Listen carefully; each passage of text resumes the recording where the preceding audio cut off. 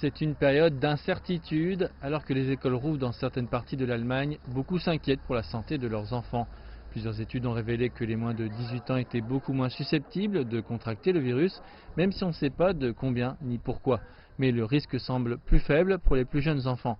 Les autorités locales doivent donc évaluer le risque d'envoyer les enfants à l'école ou de leur faire manquer des mois de scolarité. Il y a des priorités contradictoires.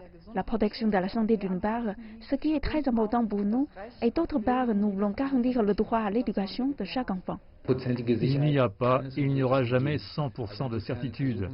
Nous essayons de minimiser le risque autant que possible. Il ne sera pas possible de l'exclure complètement. La semaine dernière, plus de 1000 nouveaux cas quotidiens de coronavirus ont été signalés pendant 3 jours consécutifs, des chiffres qui n'avaient pas été vus depuis mai. Et malgré les avertissements des responsables de la santé sur le fait que le pays connaît déjà une deuxième vague, le ministre de l'Éducation promet une reprise des activités normales. Dans certaines parties de l'Allemagne, on demande aux élèves de porter des masques, mais c'est une décision régionale plutôt qu'une politique nationale.